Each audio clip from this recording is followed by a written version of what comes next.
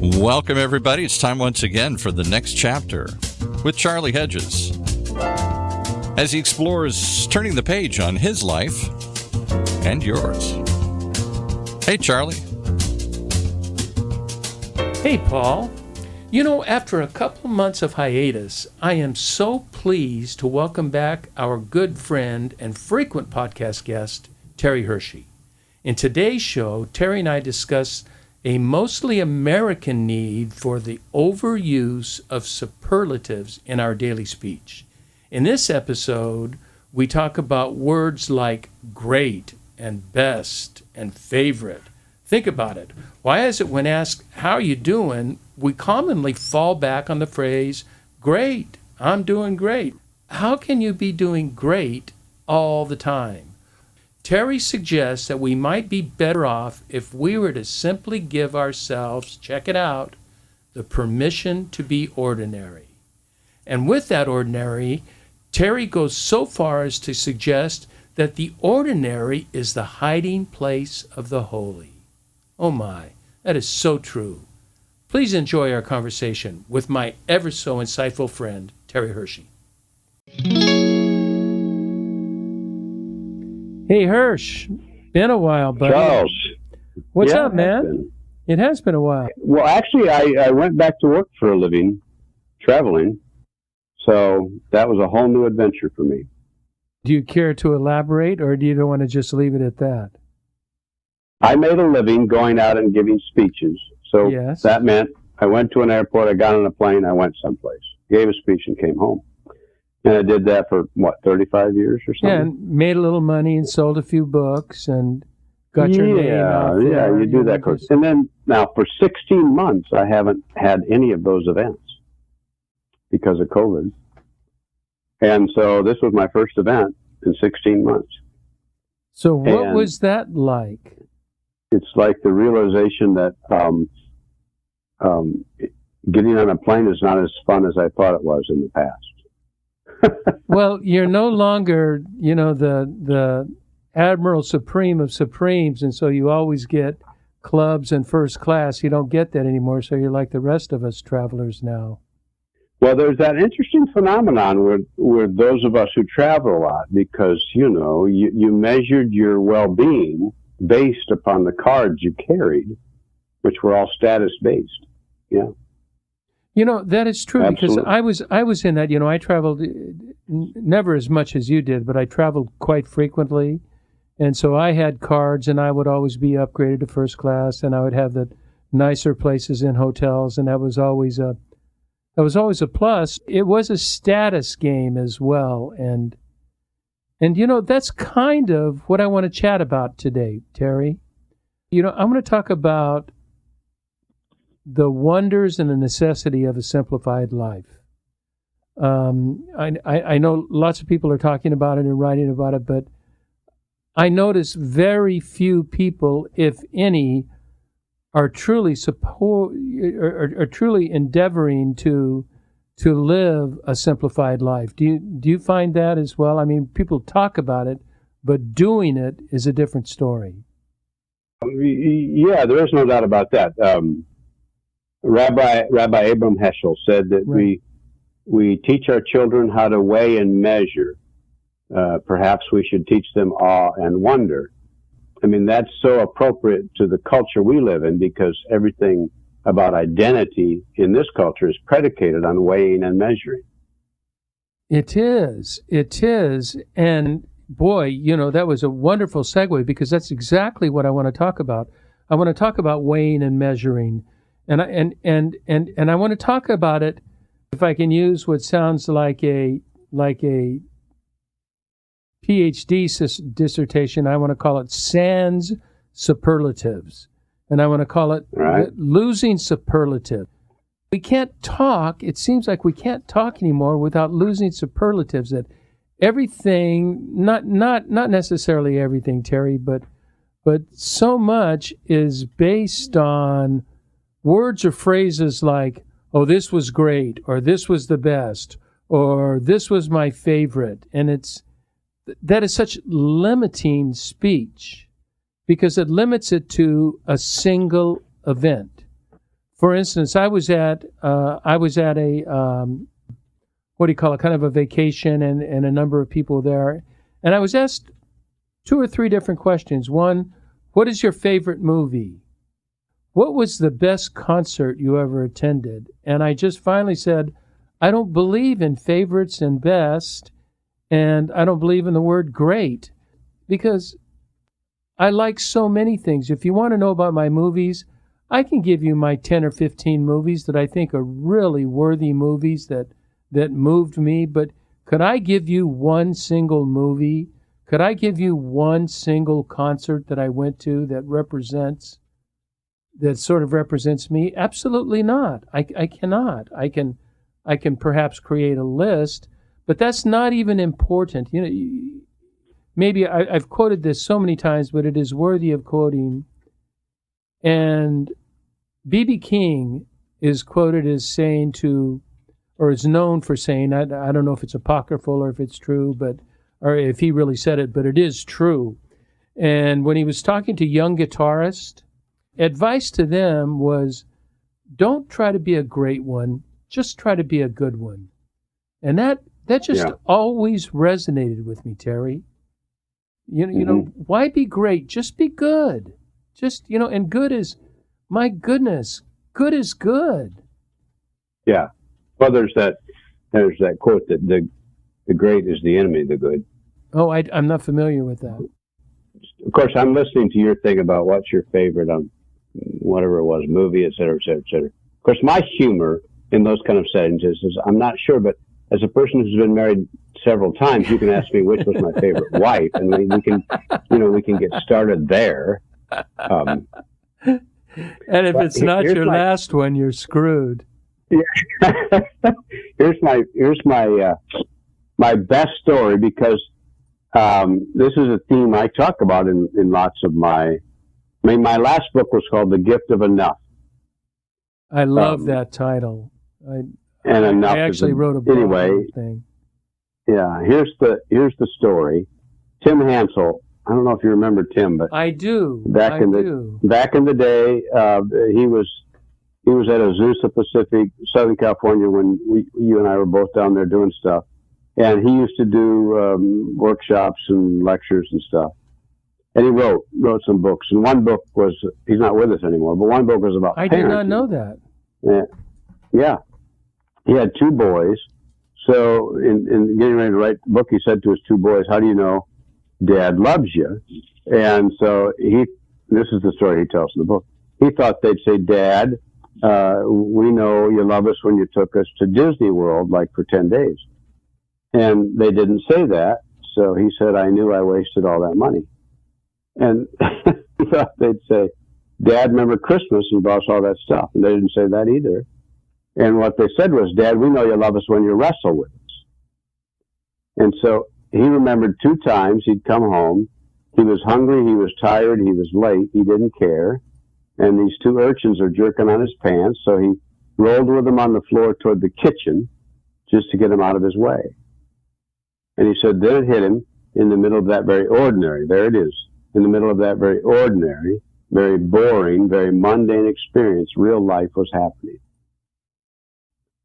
In fact, real joy was happening, real intimacy was happening, in the middle of that very ordinary, very boring, he said, but I missed it because I was only tuned in to your words, the great, the Disney World, and there's nothing wrong with Disney World and Christmas. No, there's nothing. They're wonderful. They only have meaning with the wrestling times.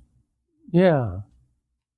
You have been writing and talking a lot about, have you not, or have I been reading it somewhere else, but about ordinariness. You know, you talked about the holy in the ordinary, and Paul, our producer... I say the ordinary, my thing is the ordinary is the hiding place of the holy.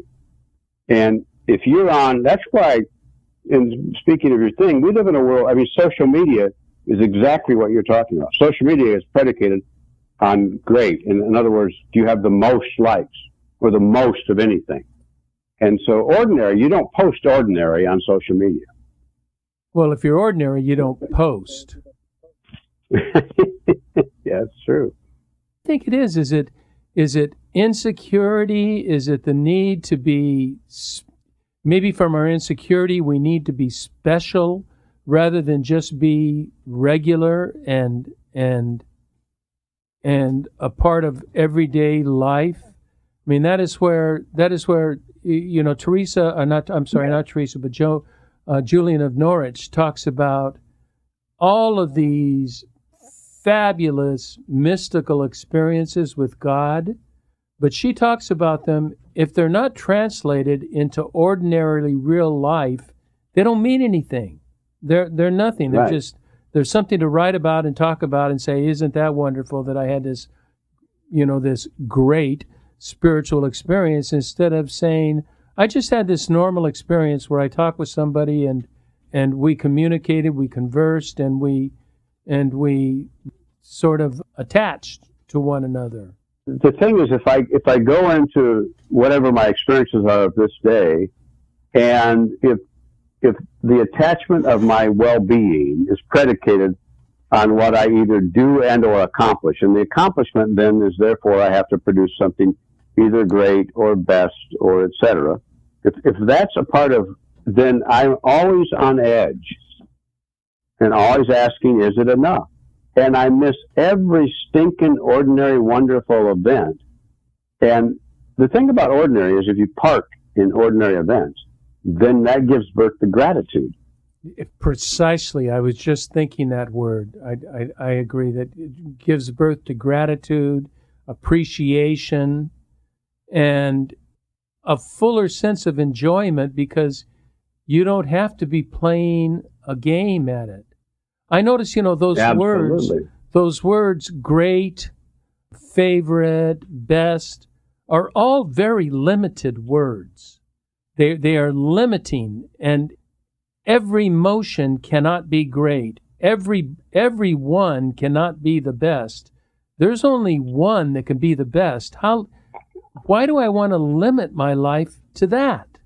Why do I want to limit my life to only one experience rather than a whole daytime, a whole day or week or month or life of truly with gracious gratitude, enjoyment, looking at the wonder of the everyday? That is not possible with great, favorite, or best.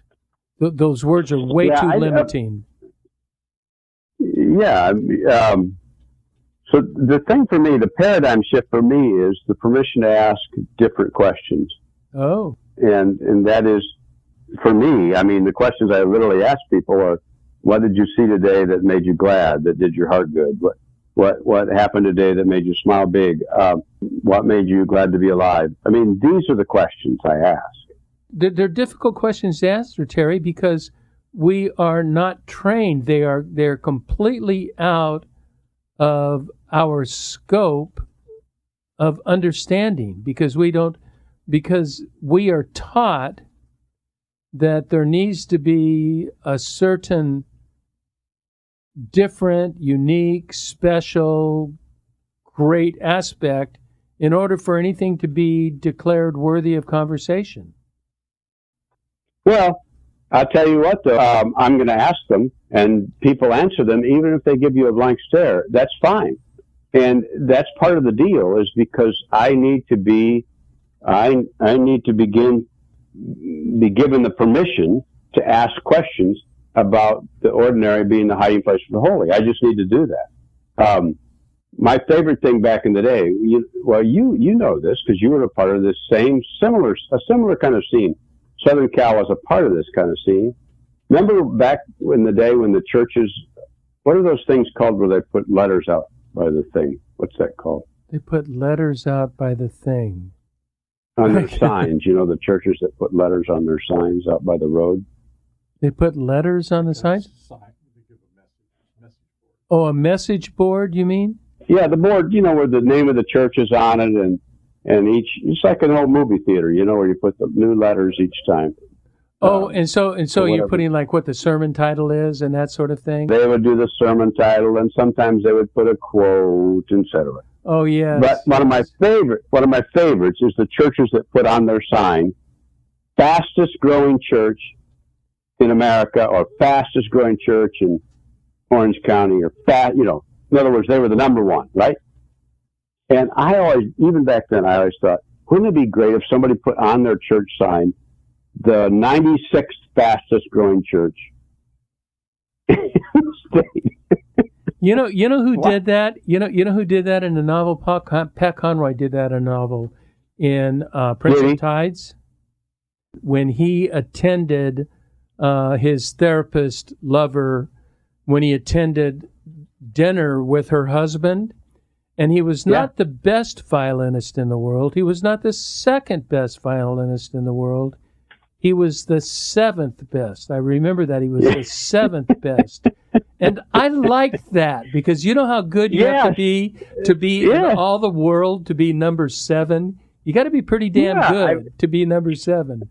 But he was the seventh. Yeah, that's why I'm saying, wouldn't it be great on your church if you put, we're not the fastest growing church in the state, but you're welcome here. You're welcome here. Yeah, I love that. I love that, Terry. I was looking I was thinking about something as you talked about our tendency toward this. Do you think this is universal, international, or do you think this is a very American way of thinking? Well, it's fundamentally Western. There's no doubt about that. Now, I don't know enough about Asian culture. I mean, there's a drivenness to parts of Asian culture. Yes. But I don't know enough to know how their messaging sinks in. But there is something about us that there's something about Western culture that predicates your identity and well-being on performance. There's zero doubt about that. Oh. And that's why if you were great at one time, then and you don't perform, then you're past your prime. See, then you have a new label for who you are. Oh my goodness, I haven't even thought about that, but of being past your prime. What does that even mean? What does prime even mean? Look at Eugene Peterson. I think he did some of his best work in the last decade of his life. Yeah, I mean, a great illustration of this is Jimmy Carter, because he got hammered as a president, and so all kinds of things about, and then he was measured and weighed about what kind of president he was, what he did. And in other words, that his whole value was into that. And so what Jimmy did is he just went on with his life and worked with Habitat for Humanity and built houses. Yeah, built houses and being married to the same woman for 75 years. Yeah. Jimmy Carter is the most, in my mind, the most successful past president that, certainly in our generation. Yeah, but I mean, he's a perfect illustration of that. He didn't take to heart the measurements about whether he was the greatest or the worst. In other words, he didn't take that to heart. He just took his hammers and nails and started building his Habitat for Humanity house that he was on that day. Okay, I want to tell a story. I want to ask a question, then I want to take a break. Is it too early for a break, Paul? I was the high school my son played baseball at was in the CIF finals, which is CIF is California Interscholastic Federation. And so it's like the championship of Southern California. They were a very good team.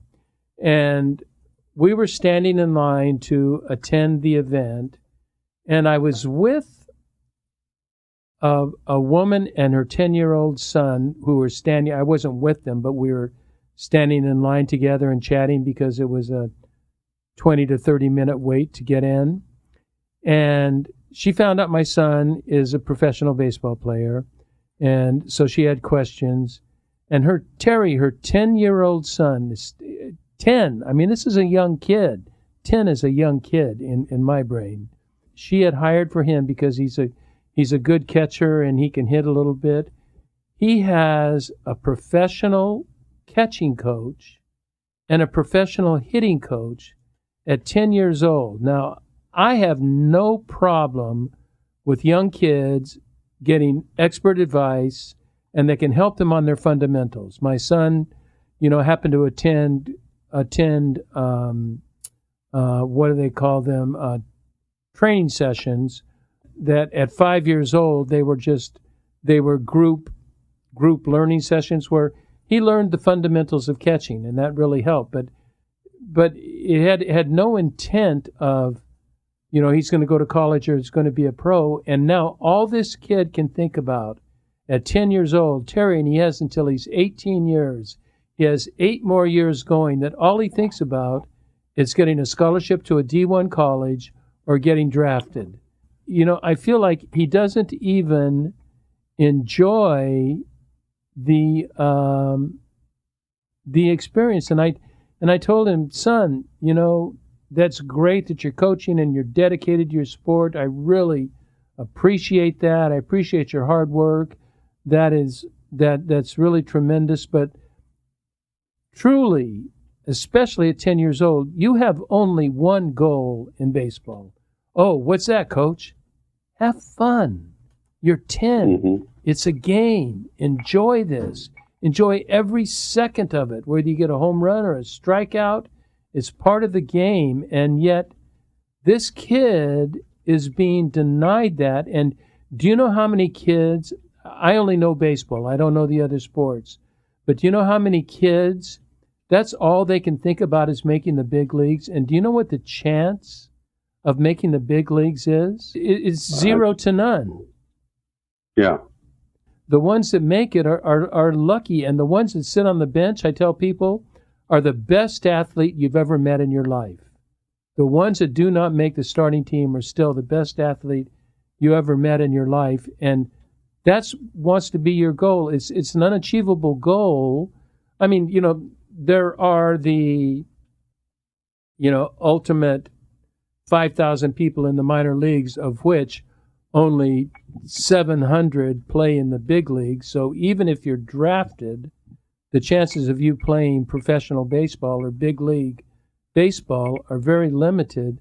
And I found that to be very, very disappointing. And yet that is true of the arts. I know people go to art school and, singing classes.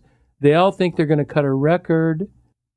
It's just not going to happen. And we live in a world where just being good and enjoying this and doing it well and perfecting your skill. I have no problem with perfecting your skill. I don't like incompetence. I like competence. But to keep there's got to be a sense of joy in it. And I think that's my issue. There is a sense of joy. All right. Are you taking a break now, and then I'll respond? No, respond, and then we'll take a break. What I want us to talk about after the break is, the story of Naomi Osaka. I don't know if you may not follow tennis, but she's the best woman tennis player on the planet right now. Oh, is she? No, I don't follow tennis. No. Yeah, and so at one of the recent tournaments, she at the press thing, she said, "No, I'm not going to do the press thing," and so she got absolutely hammered. And so, what her thing was that because she has her own sort of emotional dynamic issues, that she's, in other words, she was taking care of her emotional well-being. That was first to her because then she was kicked out of the tournament. That was first to her over being the best player in the world. Why was she kicked out of the tournament? Because she didn't do the press conference. Oh, this was before a final. No, she hadn't made it to the final yet. She would have, but. Oh, that's what I mean. But she was kicked out of the tournament because she wouldn't do an interview? But the point is, there have been, since that time, there have been more and more athletes who've come forward and said, I wish someone would pay attention to my emotional well-being. I wish I could be honest about stuff that I'm struggling with and dealing with. And it's the same thing, this little boy.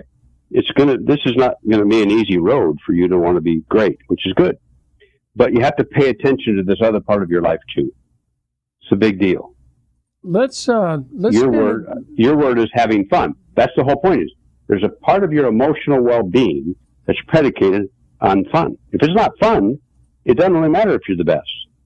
That is precisely true. And I want to continue on that. I have kind of another take on this that I want to do after the break, and I'm going to get spiritual on this, and I want to because I think it's very important. No matter what your spiritual or your religious tradition, this is not specific to any tradition, but this is specific to life itself, and I want to talk about that. So let's take a brief break here, and we'll be back.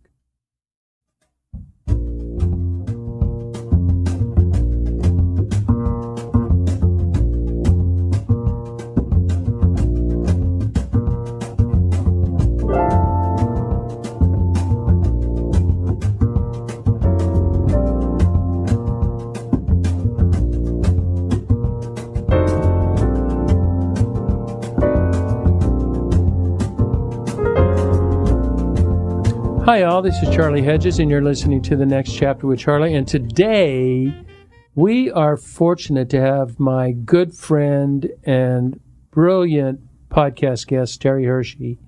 And we are talking about our habit of living life in the world of superlatives, that everything must be great, best, favorite, tremendous, off the charts, when the beauty of life is found in the ordinary. And what I want Terry to do now, because he has spoken of it on this podcast and he's spoken it on previous podcasts, but never fleshed it out.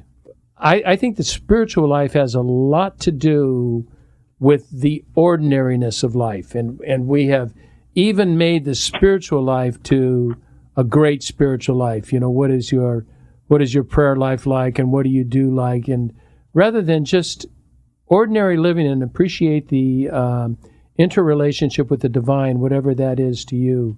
So, Terry, on the spot, flesh out holiness in the ordinary. Charles, good to be with you. It was a nice discussion until you asked that. Yeah, it was a nice discussion. I was unfortunately, I was actually hoping that this was going to be one of your greatest shows. I know, isn't it the truth? I wrote to myself. I think I even wrote in the conclusion, I will be shocked if I don't use the word "great" as an adjective in this discussion. Oh, that was great, Terry. You mean my statement that the ordinary is a hiding place for the holy? Correct. This has to do with your paradigm. What is your paradigm? I go hither and yon with my thinking here, but that's the irony with what bugged people about Jesus, is he messed with their, if he was going to be the Messiah, he should have been the best and the greatest in all that he did, and he messed with people. He hung out with people he shouldn't hang out with. He spent time doing stuff, kind of bending their rules. He simply stopped to just do nothing sometimes. Oh, many times. So, many times. This word is being grounded. Where am I living in the sacrament of what is the present moment? In other words, the whole thing about be here now. And it's a simple little sentence. Little boy said to his mama, "Mama, listen to me, but this time with your eyes." You've said that before, and I've never quite caught all of that. Can you tell me more about that? Is that, how many times have you been with your kid where you've been distracted and all they wanted you to do was just look at them? Oh, it's funny. I had a conversation with a man today. I found myself listening to him, and I'm working very strongly on improving my listening skills. I never said anything until he was completely done, and he did much more talking than I did, and I just was asking questions. I can't tell you, that guy just said, "What a great discussion." That was 100%. That was so rewarding for me, because I was curious about his internal state of being. We were not talking trivia, we were talking about who he is as a person internally. And I just showed extreme interest in that and let him explain it to the fullest rather than trying to offer my opinions and my suggestions and my advice, like, who am I, rather than just saying, I want to focus on who you are and be one person that really cares who you are and what you're going through. Is that sort of the sacrament of the holiness of the sacred present? That's a big part of it. In other words, I'm here now, because now is all I have anyway. I'm here now, and I'm not here. This is important. This is the whole back to the beginning quote. I'm literally not here to weigh and measure it. I'm here for awe and wonder. I'm here for delight and gladness and gratitude. And if contentment comes out of that, well, that's great. That's frosting on the cake. But start there. I like that so much, and I can't repeat it, so I need you to repeat it, because I think you just said maybe the quote for the whole podcast that I really liked. Explain that to me again. How did it start? It was about the sacredness of the present, and you said it's. Yeah, because back to the beginning quote is that if I weigh and measure, that I'm weighing and measuring myself. Did I do enough, or should I have done more? Or, oh my God, wasn't that awesome? I was the best, or I was better than them, or that was the best listening I've ever done, or even I've done the same thing, or that was the best speech I've ever given. When in fact, I'll walk off the stage and say, that was the worst I've ever done. Someone will come up to me and say, thank you for being real. Not because I said that sentence, but because something in the speech spoke to them. In other words, if I spend all my energy weighing and measuring, which has nothing to do with whether I couldn't be better at speech giving. That's not the point. The point is how I anchor myself to this moment.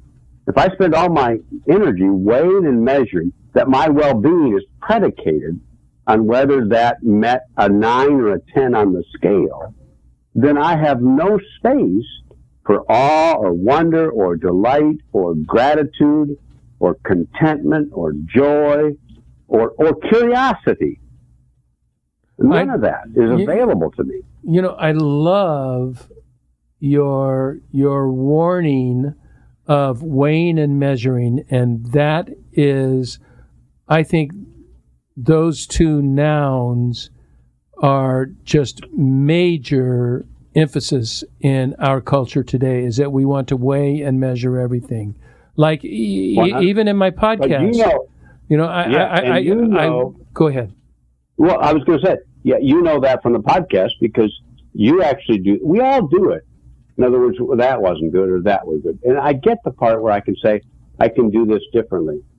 But your son experiences this in a dramatic sort of way because they have statistics down to minutia about weighing and measuring. But none of that includes the kind of personality you are with other people in the clubhouse. None of that includes the spirit you carry around you when you talk to people. None of that includes how you pick yourself up from something that's... In other words, there's other things to deal with here. You know, my son is I'm glad you brought that up. My son is a really good example, and since most of my listeners probably don't know exactly who my son is, this will be, I'm not talking out of school, but my son is, by many people, saying one of the very best defensive catchers in baseball, and some will even say the best. But he is terrible at hitting. And he recognizes that. He works on that. He believes that one day he's going to strike the ball and he's going to rake and he's going to be okay. But he doesn't obsess over it. He works on it. He doesn't obsess over it. And the heat he has to take, Terry, there are teams that want him because they know his defensive catching is more important than his offensive catching. That when he catches, the team gets W's, they get wins. When he doesn't catch, they don't get wins. And at the end of the day, all you're looking for is wins. And he's been able to reconcile that. And so he is a happy and contented young man. I just read in the news of his team that there were several players that saying, who do they admire most on the team? and the number one player on the team said he admired my son most because of his energy and his encouragement and how he is always positive, no matter if he goes 0 for 3 or 0 for 4 or 4 for 4. He's the same person, and he has worked on just flat enjoying, loving playing baseball. He loves being out there on the field, and you know, he wants to be as good as he can in his performance, but he knows what his performance is what his performance is, and he's fully accepting of that. I'm very proud of that he's overcome this, because there's a lot of players that, because he gets a lot of negative press on this, and fortunately he doesn't pay much attention to the negative press, but they all want you to be perfect at everything. And he just realizes he can only be good at what he can be good at. Yeah. I think that, and I'm 100% in approval of that. Yeah, me too. He's a fine young man. Now, you know, I want to wrap up our time here, because I think we've covered so much, and we don't need to have an extremely long podcast here, because I think we've covered some really fine material. But there is a word that fits into this discussion we are having, and we've talked about it a bit. But there's a word that has become part of the American vocabulary, at least in my circles, has become a part of the American vocabulary, and that is great. Everything has to be great. Terry, how are you doing? Great. Really? You're doing great? What in the world does that mean? Because very few people are really doing great. They're doing, I want to replace great with good. I'm doing well. Life is good for me. Good is almost an unacceptable term nowadays. Yeah, part of the thing about that is that we also have a system where much of the conversation with the first 3 or 4 sentences is predicated on not necessarily what is real, but simply the way we've decided to talk to each other.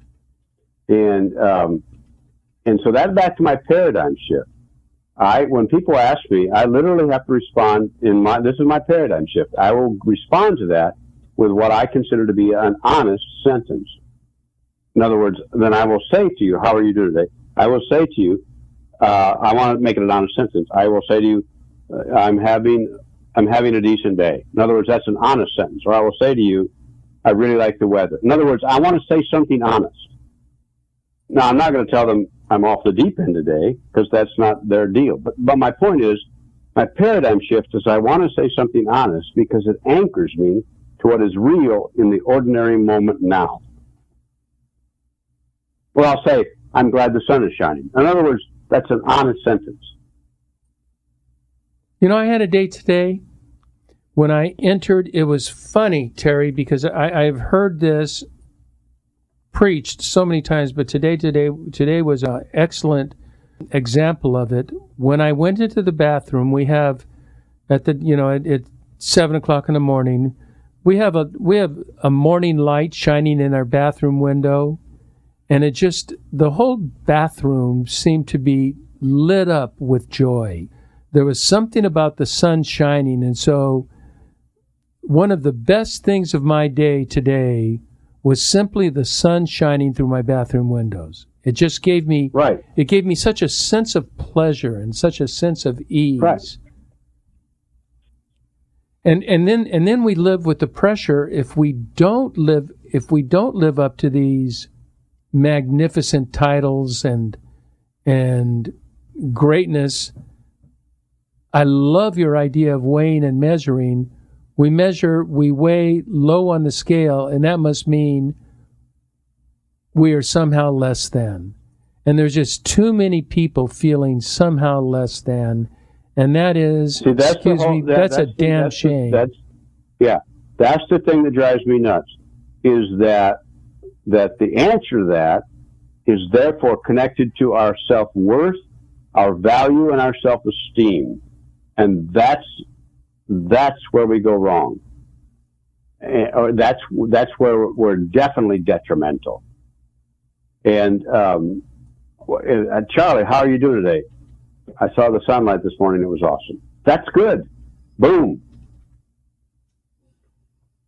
And it lasts. As I thought about it, as I'm telling you, I can feel that feeling again. I can feel that contentment. See, because it connects you, it grounds you. It connects you to being alive. It connects you to be in your own skin. It connects you to what is sacred, because there's something sacred in all of that, even if you don't understand it. Well, what do we do, Terry, when we are in our employment, in our jobs, and in our careers? The philosophy is it's all about weighing and measuring. And so we have to go through so many hours a day of which we're judged, we're evaluated, we're given critique on how well we're doing this or how poorly we're doing this. And so we are constantly in a situation of, constantly in a place of being weighed and measured. And we need to make a very conscious effort, in my opinion. It would be very helpful. I don't even want to use the word we need, but it would be very helpful if we could divorce ourselves from that and say, okay, this is what I have to put up with, and I'm going to do my best, and I'm going to honor my contract. I'm going to honor my agreement. I'm going to be a kind person. I'm going to be a helping person. I'm going to be a productive person. Am I going to be great at it? Shoot, I don't know. I just know I am going to do my best to do my assignment. And there's just not, a lot of people doing it, and the ones that are doing it, I find, are probably not respected by the leaders in the organization. Yeah, most organizations, but some, they actually grow people like that. It's awesome. Like who, Terry? I would love. I may go back to work. That would be a great be a great podcast for you, is to highlight 3 or 4 or 5 companies that's what they do, is that they grow people, and so their sense of well-being is actually better having been in the company, which is payoff for the company. I want to wrap her up now, because I'm feeling like we're just going to kind of go round and round, because we've covered the essence of this, and I will do my attempt at summing up, and then I would like you to give your attempt at summing up. And I am enamored with your proposition of weighing and measuring. I think those are very unproductive and disheartening ways to approach life. When we begin to look at it in light of the ordinary, we can see things differently. I am so into that. You've really nailed me on that, weighing and measuring. What do you have to say? I say it's one of the things that I have had to wrestle with, because just like any of us, whatever industry we're in, you compare yourself. Like as a writer, I would read Pat Conroy and I would think, why do I even try? Oh, me too. Yeah. Literally. Why would I even try? Yeah. I'm not worthy. Then I've missed. See, there I am. I'm weighing and measuring. So in other words, this has nothing to do with what it means to be a skilled writer or learning the essences of writing. It has nothing to do with that. It has to do with that I have already downgraded my identity and my value to the point that I have no voice. It's about having a voice. And I love those days. I love the end of the days, even if it's just shitty stuff that happens during the day, where you just have one or two gifts, where you know that the sacred was alive and well, and that you were personally alive and well, and that you had a connection even with another human being that was beneficial. Boom. Drop the mic. Yeah, and in my study of the mystics, they are all about that. They are all about dismissing this great experience and focusing on the ordinary life. That 100%. Relationship with God is about relationship on earth. If you don't find it in ordinary everyday life, you do not have the kind of relationship with God that God is seeking with you, because 100%. Yeah. Well, we have more to say on that, and that's for another subject. But I'd like to wrap it up. Do you have anything you would like to close with? No, just give yourself the permission to find the sacred in the ordinary. Be glad. I agree. Terry Hershey, it is so good to chat with you on air once again. I miss you. We're gonna have to get back to a few more regular times with you, because you're a special friend and you bring special wisdom to our show and to me personally. And and I have to take a little aside. Here I am. I'm meandering, but our listeners need to know that you were not always in this situation. That there was a day, handful of decades ago, where you were like the guru in Southern California and much of the United States in a certain discipline in the Christian world. I mean, everybody came to see Terry Hershey. Terry Hershey's books were popular. Terry Hershey's speaking. Everybody wanted Terry Hershey. So you experienced fame.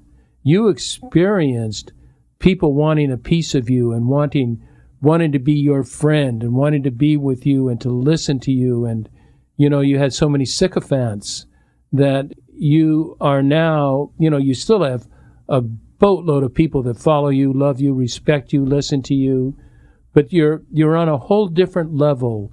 So I should be shutting up. And yet I'm thinking, what was the process for you to make that change? I closed the door and then I opened it again. I'm sorry, listeners. You take your press way too seriously, and then you get extraordinarily depressed and angry because you can never live up to your press. And then you reread Henry Nouwen's book, The Wounded Healer, mm-hmm. and you find unbelievable gladness in doing what you can do in any ordinary day, and you give yourself the permission to be ordinary and normal. And those are good days. Yeah, you know what? I want to pursue that on another podcast, because it's like, I used to call it from headlines to breadlines, although you're not gone to breadlines, you've gone from headlines to real life. And it's a fabulous maneuver that very few people, I think, are able to make that transition, and you've done it extraordinarily successfully by listening to your inner voice. And I so appreciate you and appreciate you doing that. Thanks, my friend. Thanks, Charles. Okay, and I want you to hang on. I also want to thank our listeners. Please, really, thank you for putting up with us and listening to this. I think this has been a very important show, that there's been good learning for me, I hope for you. And I would ask you to check out our website, thenextchapter.life. And, there are plenty of blogs and podcasts on these subjects, and that we explore how to be the real you in a world that wants unrealness. So until next, this is Charlie Hedges signing off. Bye for now.